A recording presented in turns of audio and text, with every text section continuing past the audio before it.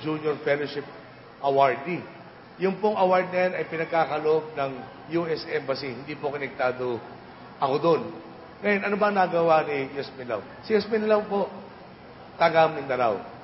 Marami pong pagkakataon sa pagtatanggol ng karapatan ng kababayan, sa pagtatanggol ng karapatan ng inaapi, gumigit na po siya doon sa tinatawag nating nagbabakbakang mga puwersa doon sa tinatawag na conflict zones. Siya po, ang hangarin niya dito sa Mindanao, mabigyan ng katahimikan. Yung katahimikan na ngayon, matatamasa ng asenso, hindi lang po sa Mindanao, pero lalo na po sa ibang panig ng ating pong kapuluan.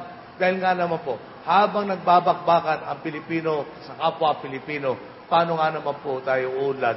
Sayang. Yung dinadala sa gera, dalhin na lang po natin sana sa edukasyon. Dalhin na lang natin sana sa kalusugan. Dalhin na lang natin sana sa microfinance. Maidagdag, no? Maidagdag ang kakayahan ng bawat isang Pilipino magkaroon ng matinong kabuhayan. Yan po ang advocacy ni Yasmin Lau at sana po huwag natin kalimutan. Si Franklin Drilon, kita naman po niyo makisig. Tinaguri ang big man of the Senate.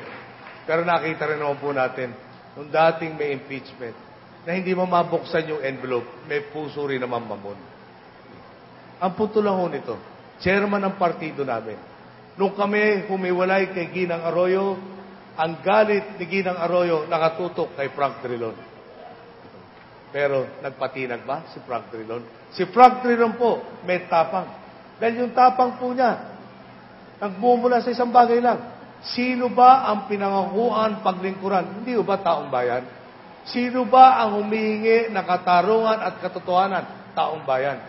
Ano ba ang utang namin kay Ginang Arroyo? Nasasabi kami sa hindi makatwiran at hindi tama. Pinanindigan ang prinsipyo ni Frank Drilon. Noon, ngayon, hanggang bukas sigurado ako, itutuloy ni Frank Drilon ang laban. Kakulangan po ng Pilipino pag si Frank Drilon ay hindi natin naibalik. Si Sergio Osmeña po wala dito sa kasalukuyan. Alam mo nyo, siya po anak ni Sergio Osmeña. Dumating ang Marcelo dahil anak siya ni Sergio Osmeña. Wala si Sergio Osmeña, siya ikinulong. Siya po ay yung buhay niya, ng panahon na nakapiit, nailagay po doon sa sining eskapo. Pinagkulungan po sa kanila ay parehong-parehong kulungan ng aking ama. Ang hirap po ng buhay ni Serge doon. Dahil pati pamilya nga ho niya ay hindi makauwi dahil ikukulong silang lahat. Ano hong sala, kalaban ni Ginoong Marcos. Si Serge po, kung meron ako nagawa sa Senado, marami po doon ay tinulungan niya ako unang-una sa kampanya. Paano ba mag-wage ng magandang kampanya? Pero more importantly, doon sa mga lugar na kulang ang kakayahan ko, tulad ng power sector, siya po ang isa sa nag-mentor o nagturo sa atin. Ito ang problema ng industriya, ito ang ginagawa nila na magpapalaki ng problema, ito ang dahilan kung bakit makakawawa ang taong bayan. Pwede naman nung siya nagbakasyon, nagka-heart attack siya nung senatorial campaign, nung campaign manager namin siya. Pwede yung nag-time out muna para ayusin ang kalusugan niya. Pero ang punto nun, tinulungan pa rin tayo para maging mas epektibo ang ating pong laban na ibalik ang bansa natin sa tama. Sergio Osmeña po, hinihiling ngayon yung tulong. Sana po huwag natin kalimutan. Alam nyo, sabi ko, hindi dapat mahaba yung speech. Ganyan nung talaga, pag 12 yung kandidato. Pero magkukulang ako kung hindi ko pa dadagdagan na isa. Ang partner ko po, si Mar Rojas. Presidente ng partido namin. Ang presidente po ng partido, siya ang nagpapatakbo. Siya ang muka. Dulo po nun, lalo na after 2005, talaga naman pong parang tag team si Frank at si Mar. Pag pinaginitan si Frank na isang araw, susunod na araw si Mar. Si Mar po, marami na nagawang mga batas na napakaganda. Nandiyan na po yung batas na nakatulong mag-create tayo ng BPO. Diba? Industry sa Pilipinas. Ang empleyado dyan, nasa 400,000 na raw. Cheaper medicines, kinalaban yung dambuhalang mga drug pharmaceutical companies.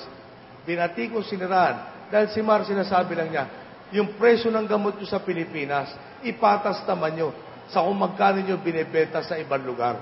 Huwag naman pagdating sa Pilipinas, ginawa na lang nyo kaming gatasan. Yun lang ho, ang advocacy, kung ano-ano ang inabot ni Mar. Pero gusto ko lang mong pagdiinan. Oops, babalikan ko sila. Si Maro, alam naman nyo, naghain ng kanyang kandidatura, naghanda, nagsakripisyo, talagang naging masigasig sa pagsusulong ng ating tinatawag na plataforma. Dumating ang isang araw, nag-usap kami. Tapos nung namatay ang ating inat, sabi niya sa akin, pare, alam mo para sa akin, ang mas importante, pag tinitingnan ko yung karir ko sa politika, parang minor yun. Kung ikukumpara natin doon sa kausa na ipinaglalaban natin. Sa aking pananaw, kung ikaw ang mangunguna doon sa ating pinaglalaban, tila mapapamadali yung pagbukang liwayway sa Pilipinas. Kung handa ka tanggapin na responsibilidad, handa akong magsakripiso. Idadagdag ko pa ho. Dahil alam niya kung gaano kabigit yung desisyon. Siya po ay kumbaga yung kampanya, nag-neutral muna. Binigay niya ako ng supisenteng oras na makumbinsi ko ang sarili ko na ito tinatahak natin ngayon ang tamang landas. Kadalasan po, ang mga politiko, pag humarap sa inyo, akala nyo sila po ang anak ng Diyos na kaisa-isa. Pag nag-English po, nag-uumpisa parati sa I will build your roads. I will give you jobs. I will reform this country. Puro I. Sa totoo lang, kailan kaya siya nagtimpla ng semento nung I will build you schools? Kailan kaya siya nagpaandar ng pison nung I will build your roads?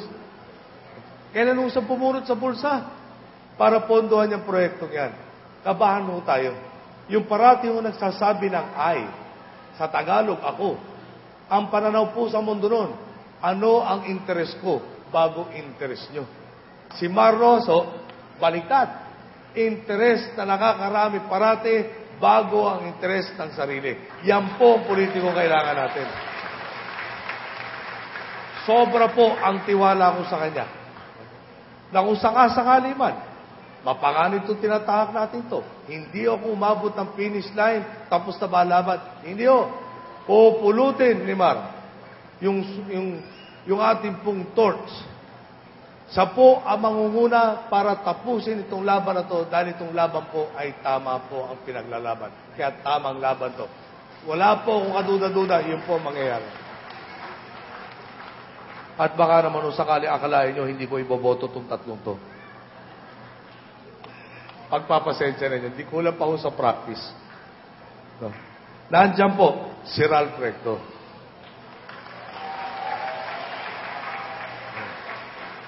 Si Ralph Recto, ano ang aking galing? Ang problema po natin, ekonomiya. Tama ho ba?